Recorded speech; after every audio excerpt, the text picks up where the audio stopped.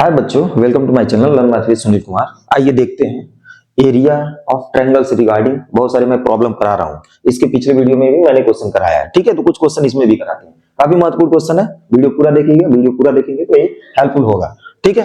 तो बिना देरी के स्टार्ट करते हैं। द बेस ऑफ आइसोस्केल triangle is 12 centimetre and its perimeter is 32 centimetre. Find its size, ठीक है, sorry find its area. Area हमें निकालना है।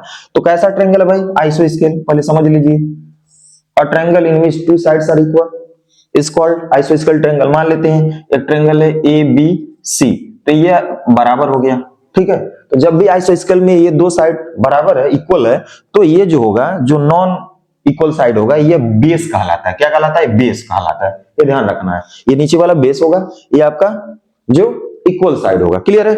अब देखो, बेस ऑफ आइसोस्केल ट्रायंगल इज 12 सेंटीमीटर, तो ये आपका 12 सेंटीमीटर गिवन है, दिया है। और इसका पेरीमीटर दिया 32। पेरीमीटर मतलब सम ऑफ ऑल साइड। तो यहाँ पे एक दिमाग लगाइए, जो इक्वल साइड होगा या पेरीमीटर इसका जो होता है वो इस प्रकार होगा 2a प्लस बी। अब ध्यान समझिएगा, हमने लिख दिया 2a प्लस बी। तो a क्या है? ये समझिए, a आपका इक्वल साइड मान लेते हैं, और जो अनइक्वल है यानी बेस जो है उसे b मान लेते हैं, राइट। तो अब इसमें फार्मूला लगाइए, तो p क्या है? What is the p? p मतलब पेरीमीटर टोटल, यानी सम ऑफ ऑल बाउंड्री 32 हो गया, right. 2 into a plus b आपका 12 हो गया, राइट। ये बात समझ में आ रहा है? तो यहां से 2a बराबर, ये इसको इधर भेजेंगे तो 20 हो जाएगा, तो a इज इक्वल टू 10 आएगा। a इज इक्वल टू कितना आएगा? 10, जो भी है सेंटीमीटर में, यानी यह आपका 10 सेंटीमीटर, यह 10 सेंटीमीटर हो जाएगा। बात समझ में आया? या सिंपल समझिए कि अगर सम ऑफ ऑल साइड आपका दिया 32, तो 30 में से 12 माइनस करिए तो बचा क्या? 20, और 20 का हाफ कर देंगे तो ये दोनों का प्रत्येक का साइड पता चल जाएगा, तो 10 आएगा। अकॉर्डिंग टू फार्मूला करना चाहेंगे तो उस तरह भी निकाल सकते हैं। अब हमें पता चल गया, मैंने बताया था कि आइसोस्केल ट्रायंगल का डायरेक्ट फार्मूला होता है, ठीक है। डायरेक्ट फार्मूला निकालना अगर चाहेंगे तो इसमें जब इसमें परपेंडिकुलर डालेंगे तो ये बाइसेक्ट करेगा, ठीक है। तो ये b/2 बन जाता है। उसके बाद हम यहाँ पे पाइथागोरस लगा के हाइट निकाल लेंगे। और जब भी किसी ट्रायंगल में बेस और उसका एल्टीट्यूड दिया है, मतलब उसी लाइन पे एक परपेंडिकुलर उसके जस्ट अपोजिट वर्टेक्स से जो ड्रॉन लाइन होगा परपेंडिकुलर, वो आपका एल्टीट्यूड या हाइट बनाएगा। तो हाइट और बेस दिया है तो 1/2 बेस इंटू एल्टीट्यूड से हम एरिया निकालते हैं। तो चूंकि वो अलग चीज है, तो वहां पे हाइट निकाल के हम एरिया निकाल लेंगे। तो यहाँ पे डायरेक्ट फार्मूला क्या होता है एरिया निकालने का? एरिया इज इक्वल टू होता है 1/4, ध्यान समझिएगा, 4। अब मैं बोल रहा हूं b रहना चाहिए, b क्या? अनइक्वल, ठीक है। अब रूट ऑफ 4, देखिए यहां 4 है तो यहां 4, याद करने का तरीका बता रहा है। a स्क्वायर, a क्या है? इक्वल साइड, स्क्वायर माइनस फिर यही जो b होगा b स्क्वायर, यानी 1/4 into b root of 4a square minus b square. This is a formula. अब यहां पे आपको समझना होगा, वेयर a जो है वह क्या है भाई? इक्वल साइड है, इक्वल साइड है, और b क्या है? अनइक्वल है, अनइक्वल है, ठीक है। तभी तो भाई फार्मूला बन पाएगा। अब देखिए सभी डायमेंशन दिए हैं, सभी साइड्स दिए हैं, तो आराम से निकाल सकते हैं। Put the values whatever is given. तो what is the value of b? b आप ले लेते हैं 12 रूट ऑफ 4 इंटू a यानी 10 का स्क्वायर माइनस b स्क्वायर यानी 12 का स्क्वायर, राइट। 1/4 इंटू 12, ठीक है, रूट ऑफ, देखिए 10 का स्क्वायर करेंगे 100 का 4 में 400, चलिए 400 माइनस टाइम्स ऑफ 12 का 144, राइट। 1/4 इंटू 12, और देखिए ये इसमें से माइनस करेंगे पाएगा 256, और 256 क्या होगा? उसका रूट निकालेंगे तो आएगा 16 आएगा। क्या आएगा? 16 आएगा, ये ध्यान रखना है। अब इसे काट दीजिए,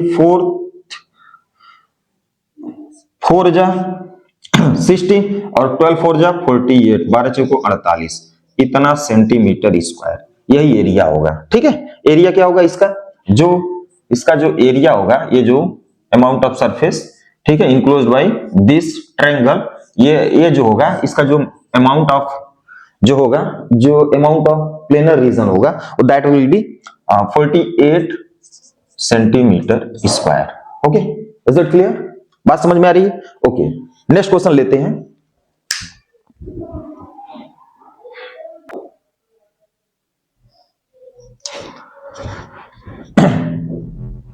देखिए जो सेकंड क्वेश्चन है, सेकंड क्वेश्चन ये कह रहा है भाई कि the base of triangular region एक कैसा रीजन है, एक ट्रायंगुलर रीजन है, ठीक है, एक त्रिभुज आकार का कोई फील्ड है। तो the base of triangular region is 3 times its height. अब समझिएगा, कोई ट्रायंगुलर रीजन है, उसका जो बेस है और हाइट में एक रिलेशन दिया है। कह रहा है कि जो बेस है वो क्या है, हाइट का 3 times है। तो कौन है भाई, बेस है ना, तो बेस बराबर क्या लिख सकते हैं, 3 into हाइट लिख सकते हैं, ठीक है। If the cost of cultivating the field at rate of 1080 per hectare 14,580 find its base and heights. कह रहा है कि यदि इस जो भी ट्रायंगुलर रीजन है, इसके कल्टीवेशन का है, इसके जो एक तरह से कहते हैं जुताई का, इस फील्ड का, वह जो पड़ रहा है पर हेक्टेयर, जो खर्चा पड़ रहा है, ठीक है, मतलब 1080 पर हेक्टेयर, ठीक है, तो टोटल इतना पड़ रहा है। बात समझ में आ रही है? तो find its base and Heights. तो आसान प्रॉब्लम है, बस आपको समझने की जरूरत है, ठीक है। तो पहले समझिए कि मान लीजिए ट्रायंगुलर कोई रीजन है, ठीक है, ऐसे ही है, मान लेते हैं ए बी सी, ठीक है। तो इसमें और हाइट में, ये हाइट है मान लीजिए, और इसमें एक रिलेशन दिया है, ठीक है। क्या दिया पहले देखिए, यहां पे लिख सकते हैं गिवन। गिवन ने दिया है कि जो इसका बेस है वो क्या है, 3 times ऑफ हाइट। एक रिलेशन समझ लीजिए, ये बात लिख सकते हैं। हाइट मान लेते हैं ये h है और ये आपका बेस है। क्लियर? बात समझ में आ रही है? अब देखिए कुछ चीजें हमें समझने की जरूरत है। आप सोचिए, एक कॉन्सेप्ट है कि मान लीजिए कि किसी भी जो फील्ड है, इसका पर यूनिट स्क्वायर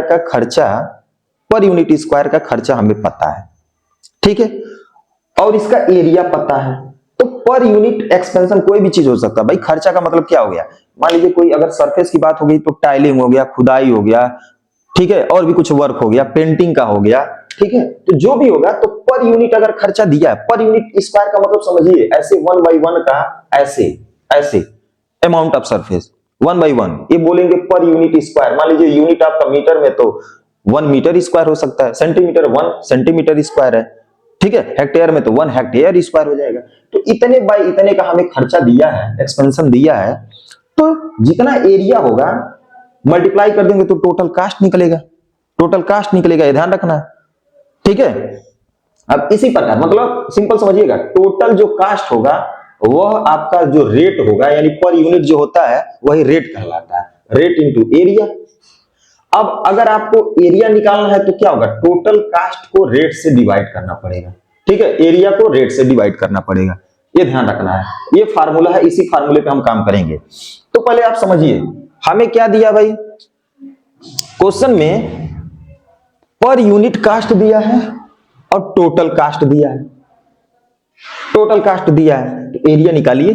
तो एरिया जो होगा, एरिया ऑफ ट्रायंगुलर रीजन जो होगा, ठीक है, वो अगर हेक्टेयर में बात कर रहे हैं, हेक्टेयर में, ठीक है, हेक्टेयर में, तो क्या हो जाएगा, हम अगर बात करेंगे टोटल कास्ट, ठीक है, अपॉन रेट, ठीक है, रेट। अब रेट को भाई इस तरह भी लिख सकते हैं कि मतलब एक तरह से 1080 रुपए पर हेक्टेयर, ठीक है। तो रेट भी आपका क्या होगा, पर हेक्टेयर की बात होगी। तो टोटल कास्ट कितना दिया है, टोटल कास्ट आपका दिया है 14,580 को डिवाइड कर दीजिए किससे, 1080 से। समझ में आ रहा है? टोटल कास्ट को जब हम डिवाइड करेंगे रेट से तभी पता चलेगा एरिया। अरे वैसे भी समझिए, टोटल कास्ट रेट इनटू इधर ट्रांसपोज करेंगे तो होगा, मतलब तीनों में से अगर हम सपोज दैट रेट दिया है, यह दिया तो ये निकाल सकते हैं, यह दिया तो टोटल कास्ट निकाल सकते हैं, टोटल खर्चा निकाल सकते हैं, ठीक है। तो इसे डिवाइड करिए भाई, डिवाइड करिए, 0 से 0 कैंसिल आउट हुआ, 9 से काटिए, 9 1 जा 9 2 जा 18, ठीक है। इसे काटेंगे तो 9 1 जा 9, 9 5 14 55 हो गया, 9 छक्का 54, 1 55, 1 18, 9 दूना 18, ठीक है, ये बात आया। फिर अगर हम काट देते हैं 6 से, 6 दूना 12, तो यहाँ पे 6 दूना 12, 12 4 16, 42, 6 6 36, 6 7 42, यानी 27/2, यानी 27/2, और डिवाइड करेंगे तो 13.2, ठीक है, ये आएगा पर मतलब हेक्टेयर, इतना ही हेक्टेयर आएगा, ध्यान रखना, हेक्टेयर। ये एरिया हो गया 13.2 हेक्टेयर। क्लियर है भाई?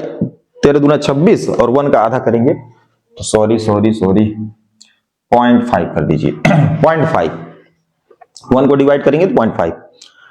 ये समझ में आ रही है बात? अब हमें समझना है कि देखो भाई दो चीज होता है, 10/10 का जो प्लॉट होगा 10 मीटर का प्लॉट होगा तो यानी 100 मीटर स्क्वायर ये बराबर होता है 1 एयर। ठीक है, ऐसे 100 मीटर इंटू 100 मीटर का जो प्लॉट होगा यानी 100/100 डायमेंशन का, ठीक है, तो यह जो अमाउंट ऑफ सरफेस होगा ये मीटर में है, ध्यान रखना, इसे बोलते हैं 1 हेक्टेयर। तो 1 hectare is equal to 10,000 metre square होता है। ठीक है, तो हेक्टेयर से अगर मीटर स्क्वायर में तो 10,000 से मल्टीप्लाई करिए। ठीक है, और उससे अगर हेक्टेयर में कन्वर्ट करना तो 10,000 से डिवाइड करेंगे। तो चूंकि हेक्टेयर में दिया है तो 13.5 इंटू 10,000 से मल्टीप्लाई कर दिए तो बन गया मीटर स्क्वायर में।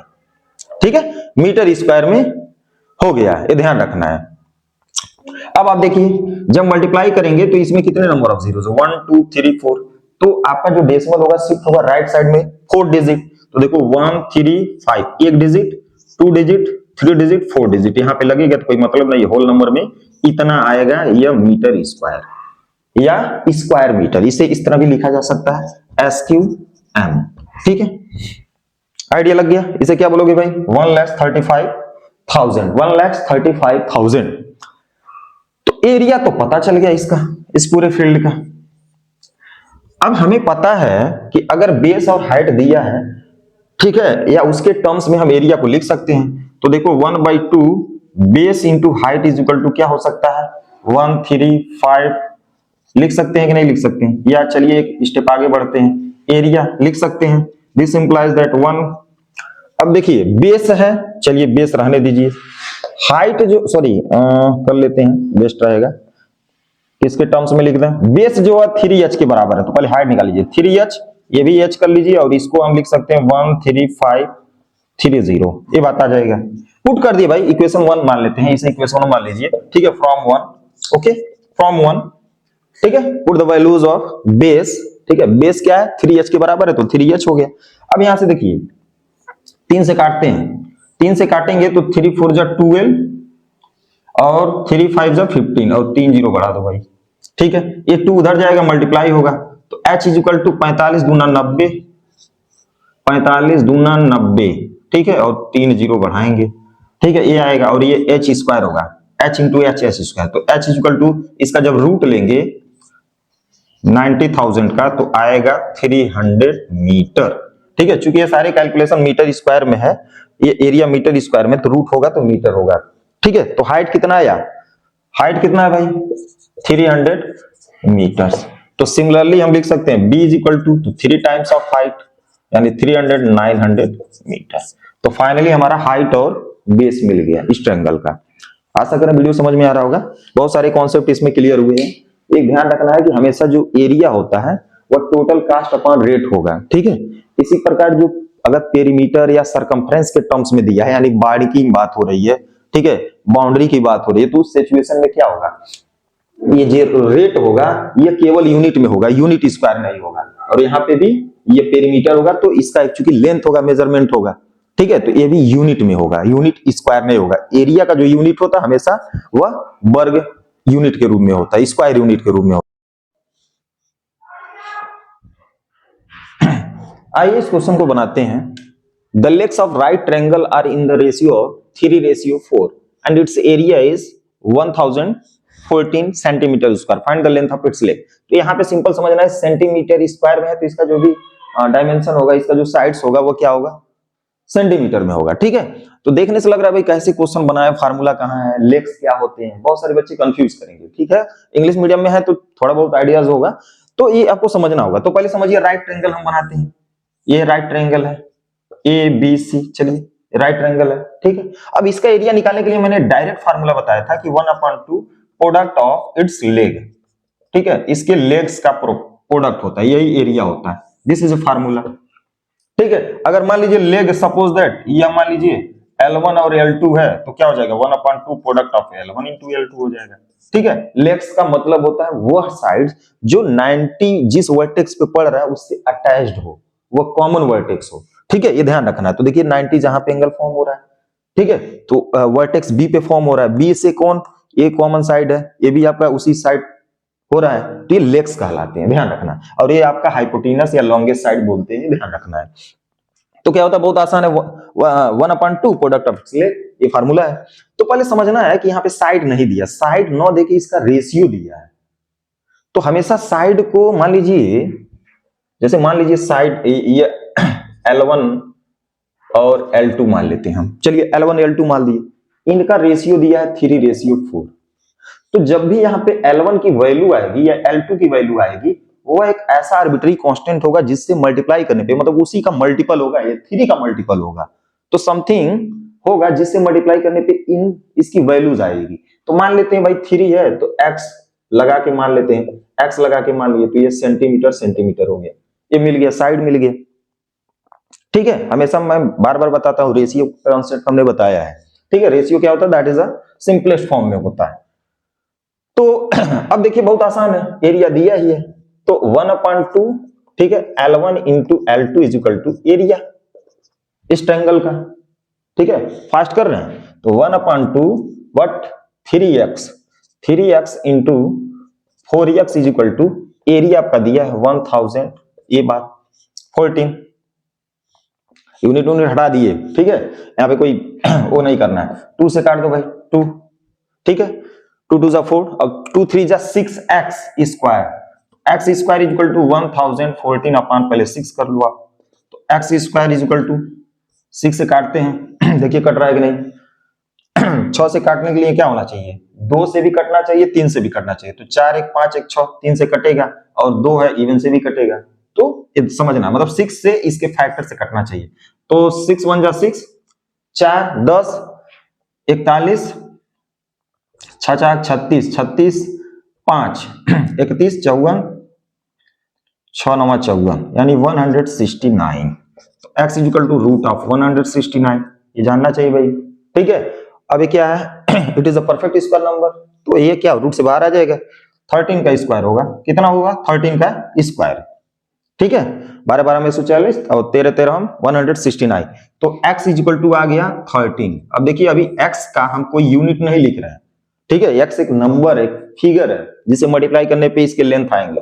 तो देखिए भाई L1 जो होगा वह 3 इंटू एक्स मान लेते हैं, तो 13 13 3 39 हो जाएगा इतना सेंटीमीटर, और L2 जो होगा वह 4 इंटू 13 13 चौको 52 52 सेंटीमीटर, ये आ गया। Find the length of its leg, leg मिल गया, एक ये भी मिल गया, ये भी मिल गया, एक होगा 39 एक होगा 52, ठीक है।